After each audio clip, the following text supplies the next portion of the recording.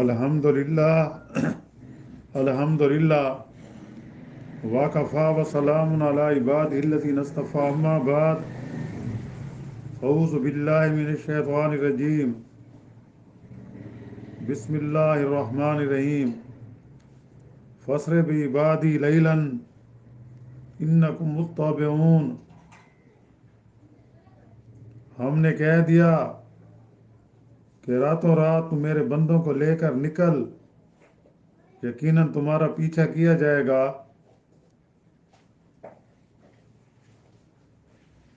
وَاتْرُكِ الْبَحْرَ رَهْوًا إِنَّهُمْ جُندٌ مُغْرَقُونَ، تو دریا کو ساکن چھوڑ کر چلا جا، بلا شبہ یہ لشکر غرق کر دیا جائے گا۔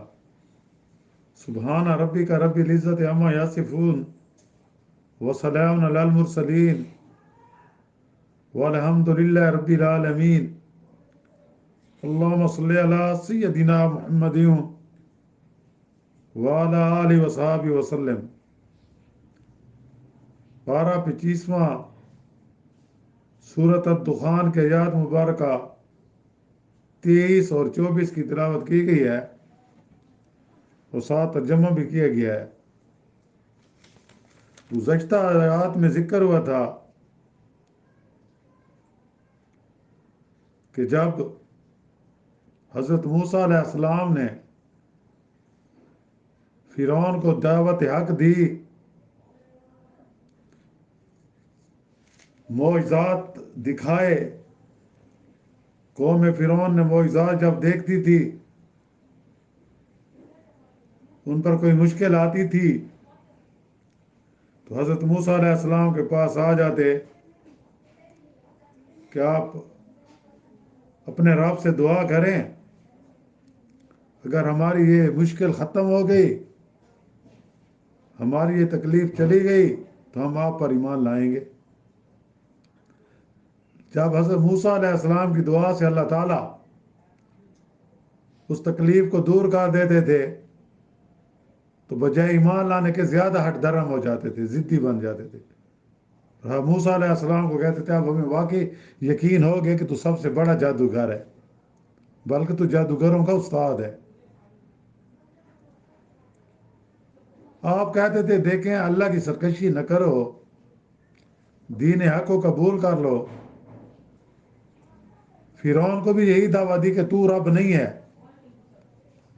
رب ایک ہے، اللہ تعالیٰ ہی ہے، وہ ہستی ہے جو تیرا بھی رب ہے، میرا بھی رب ہے اور تمام جہانوں کا رب ہے۔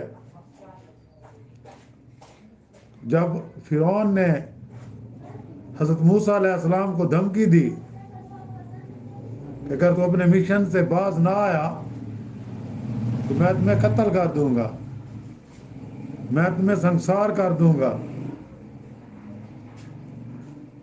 تو جب حضرت موسیٰ علیہ السلام نے دیکھا کہ ان لوگوں کی قسمت میں ایمان لانا نہیں ہے، یہ ایمان سے محروم ہیں، انہیں جتنی بھی دین کی دعوت دی جاتی ہے یہ اتنی دین کی مخالفت کرتے ہیں، تو پھر اپنے رب سے دعا کی، اللہ تعالیٰ سے دعا کی کہ یہ سب گنہگار لوگ ہیں، یہ سرکش ہیں، یہ متکبرین ہیں، اور ان میں سب سے بڑا متکبر فرعون ہے جو سب سے بڑا سرکش ہے۔ یہ دین حق کو قبول نہیں کر رہے، یہ تیری ربوبیت کے انکاری ہیں، اب ان کو سزا ملنی چاہیے، اب ان پر اپنا عذاب نازل کر دے۔ تو اللہ تعالیٰ نے آپ کی دعا قبول کر لی کہ فَاسْرِ بِعِبَادِی لَيْلًا إِنَّکُم مُتَّبَعُونَ، کہ ہم نے کہہ دیا کہ راتوں رات میرے بندوں کو لے کر نکل، یقیناً تمہارا پیچھا کیا جائے گا۔ اللہ کی طرف سے حکم مل گیا کہ تم بنی اسرائیل کو لے کر مصر سے روانہ ہو جاؤ، مصر کو چھوڑ دو، اب فرعون کی اجازت کی ضرورت نہیں ہے۔ پہلے تو اللہ نے حضرت موسیٰ علیہ السلام کو کہا، حکم دیا کہ تم فرعون کے دربار میں جاؤ، انہیں دین حق کی دعوت دو۔ آپ نے اپنے معجزے دکھائے دربار میں، فرعون ڈر گیا لیکن ایمان نہ لایا۔ پھر کہا چلو تو ایمان نہیں لاتا میری قوم کو تو ساتھ کر دے، تو نے کئی صدیوں سے تم نے ان کو اپنا غلام بنایا ہوا ہے۔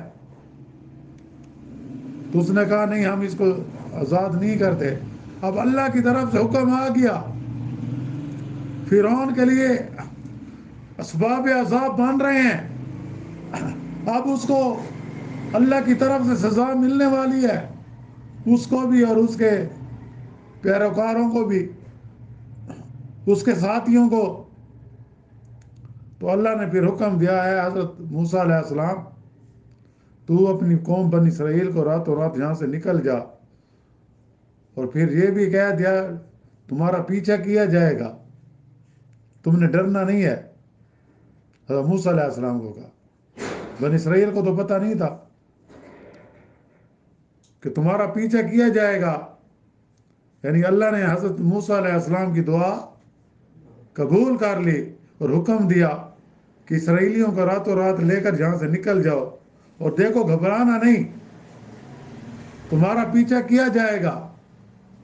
جب فرعون کو پتہ چلے گا کہ راتوں رات حضرت موسیٰ علیہ السلام تمام بنی اسرائیل کو لے کر اسباب و سامان کے ساتھ یہاں سے چلے گئے ہیں، فرار ہو گئے ہیں، تو وہ پھر غصے میں طیش میں آ کر تمہارا پیچھا کرے گا کہ یہ میری اجازت کے بغیر کیوں گئے ہیں۔ چنانچہ اس نے پیچھا کیا۔ پھر اللہ نے کہا ان کے پیچھے ہونے پر ڈرنا نہیں ہے۔ جب بنی اسرائیل کے لوگوں نے دیکھا، اللہ تعالیٰ نے ان کا رخ ایسے موڑا دریا کی طرف۔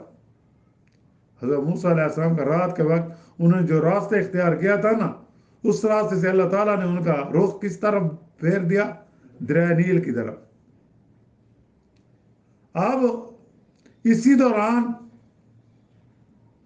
پیچھے سے فرعون کا لشکر بھی آ گیا۔ اب بنی اسرائیل کے لوگ حضرت موسیٰ علیہ السلام کو کہنے لگے تیری وجہ سے ہم مصیبت میں پھنسے ہیں، تیری وجہ سے۔ آگے دریا ہے، پیچھے فرعون کا لشکر ہے، اگر ہم آگے جاتے ہیں تو ڈوب جائیں گے، پیچھے جاتے ہیں تو فرعونی ہمیں قتل کر دیں گے، تیری وجہ سے ہمارے بچے فرعون نے ذبح کروائے۔ تو حضرت موسیٰ علیہ السلام نے کہا تو گھبراؤ نہیں، ہمارے ساتھ اللہ کی مدد ہے، اللہ کا وعدہ ہے، اللہ تعالیٰ ہمیں نجات دے گا، اس میں ڈرنے کی ضرورت نہیں ہے۔ اور پھر فرمایا وَاتْرُكِ الْبَحْرَ رَهْوًا، کہ تو دریا کو ساکن چھوڑ کر چلا جا، اِنَّهُمْ جُنْدٌ مُغْرَقُونَ، بلا شبہ یہ لشکر غارق کر دیا جائے گا۔ یعنی اللہ تعالیٰ نے حضرت موسیٰ علیہ السلام کو یہ کہا کہ اب تمہارا پیچھا کرتے ہوئے وہ بھی تمہارے قریب آ گیا ہے۔ اب اللہ تعالیٰ کی طرف سے کیا حکم ہوا کہ دریا کو ایسے چھوڑ دے۔ وہ کیسے؟ آسا مارنا تھا، یہ بھی معجزہ تھا۔